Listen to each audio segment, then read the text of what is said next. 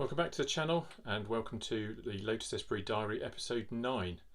Well, what a week it's been. After breaking down in the Esprit on the way back from Bicester Heritage, I spent some time trying to figure out what had happened, consulted lots of folk on forums and groups, and I'll give you an update on that later in the video. Don't forget to subscribe to follow me on my journey with the Esprit and other interesting cars. And meanwhile, here's part 2 of me tackling the headlining on the Esprit. So as you may have seen in the previous video, I did some trim work, and this is the next piece to do. This is the header rail from across the top of the windscreen. You see there's just I see the sun visors, clock and a rear view mirror. Yeah, it's in pretty poor order. Not going to be as straightforward as the cant rails I did before. You see there's all that stitching around the sort of the boxy bit to go around the clock where the mirror also attaches to, and then there's a question of doing these as well, which effectively means creating some kind of bag for them, I guess, and slipping them in and then sewing up at the seam behind them. So what I'm going to do is I'm going to try and do this quite carefully, take it apart to give me a pattern with the pieces that I take off, and do what I can to sort that bit there out, which looks quite complicated unless you're a bit of a whiz with a sewing machine. Luckily I know at least 2 other people who can do sewing machines, so I might well enlist their help in doing that part. So the rear view mirror came off quite easily, just a couple of screws, and the sun visors bolts either end. What's that, 10mm? 10mm bolts just to undo 4 of those, and then the clock looks to be smaller bolts, but that should come off pretty easily.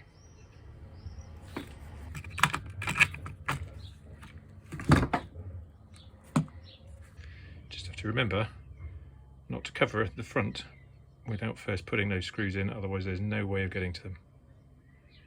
So you can see I've managed to get one of the sides off, one of the side pieces, and it's come off pretty whole. There's obviously the bit where it was sort of a bit disintegrated around the edges, and it's left some of the foam behind, but that should be pretty good for creating a pattern from.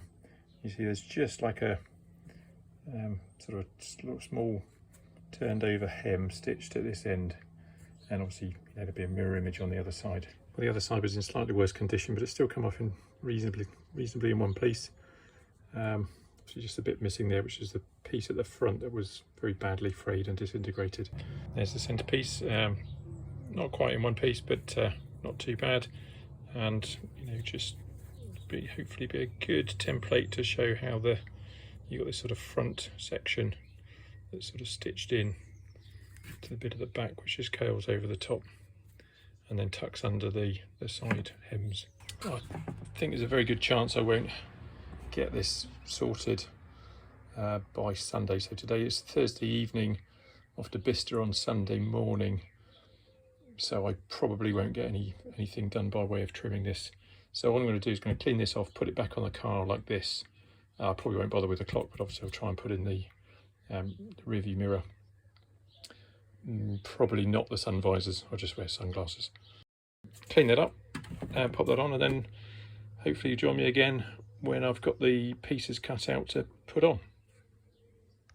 So as promised, here's an update on what happened with the engine. So those of you who have seen the update, the previous episode, would have known that I broke down on the way back from Bicester Heritage, or rather the car did.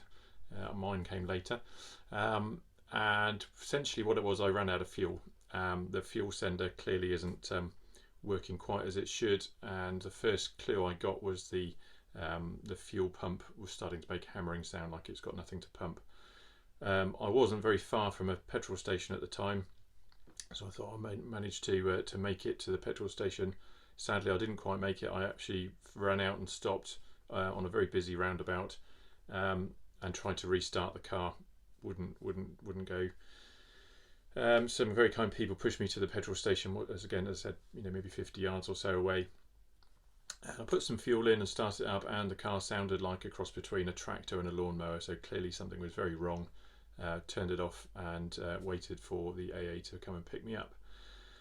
Now, I consulted, as I said, various people on forums and groups. I sort of messaged people I knew that kind of know about engines and know about classic cars, and clearly there's a problem with the timing. I checked the distributor.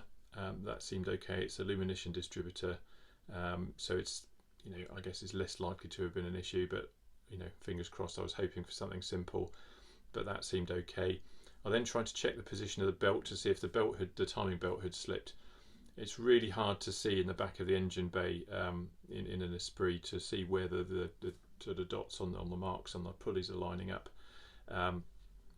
But they seemed to be close, but I couldn't tell if it was close exactly on or close not quite on, if it slipped a tooth or two. Nonetheless, I bought a small endoscope camera, one of these sort of wireless endoscope cameras that connects to your phone, and I used that I took out the spark plugs and used that to sort of look at inside the cylinders. Now, in cylinders 2 and 3, I saw this. 1 and 4 were kind of up, so I couldn't really see a great deal. The pistons were at sort of near to the top. But in 2 and 3, certainly there were marks, sort of crescent-shaped marks on the piston head, on the face of the piston. So that tells me, or suggested to me, and confirmed by people who know what they're talking about, that yes, they've hit the valves, hit the inlet and exhaust valves. There's 2 sort of slightly curved impressions or marks on the piston face. And people are telling me it's very unlikely that the valves are not bent, so they're likely to be bent. So the upshot of all of that being, it looks like it needs a top-end rebuild.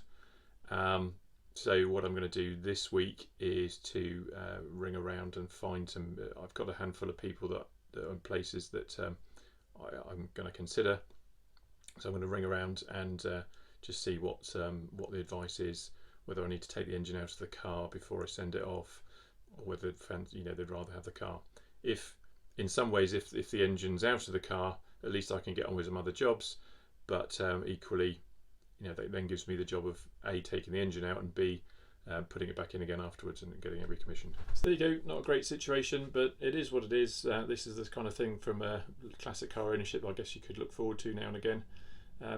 Hugely my fault, avoidable, all the rest of it, but there it is.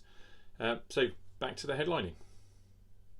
So I took all the pieces of headlining down to my in-laws. My mother-in-law and father-in-law both handy with a sewing machine. It was my father-in-law that ended up taking it on. He's a former engineer and a retired D&T teacher, so he's highly skilled, but looking for little projects to do. Anyway, he got cracking on making templates and patterns and cutting out the pieces before sewing them all together on the machine and sending them back up. That'll be the centerpiece, and there'll be a kind of a cutout, sort of cut across in there and stick that in the inside to go around the clock, to let the clock poke through. And then on either side, it's just stitched with a hem on one end, and that wraps around there to cover up the join.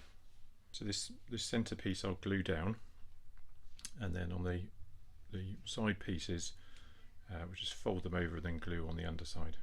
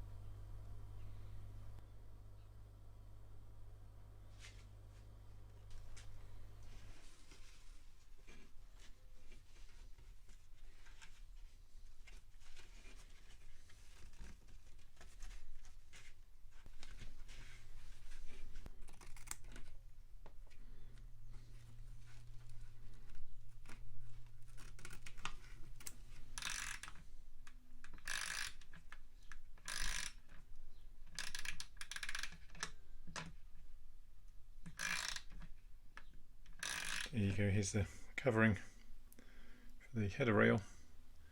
That's all stuck on and complete. So I will need to fix the rear view mirror here. It's upside down at the moment, and the sun visors. Here's the sun visor.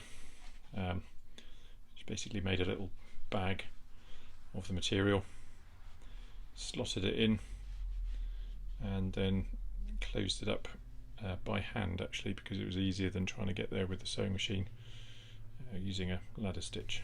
And these were quite rusty on the ends, so it's still a little bit of, all the rust is taken off. It's a little bit of damage to the chrome. Given that only that amount is actually going to be showing, I might just spray that with some.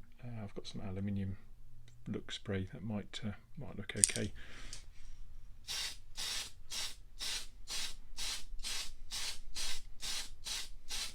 So here's the completely covered and reassembled header rail, ready to go back on the car once the car is ready to receive it. Looking ahead to future episodes, I've started stripping the headlining from around the sunroof, ready to fit the new piece I've had made. The seats need some work. I actually took those out because there's a lot of mess when the headlining was coming down, and they're in a bit of a worse order than I thought, so there'll be work needs to be done on those. And underneath those, of course, is the carpets. The carpets are looking very, very grubby.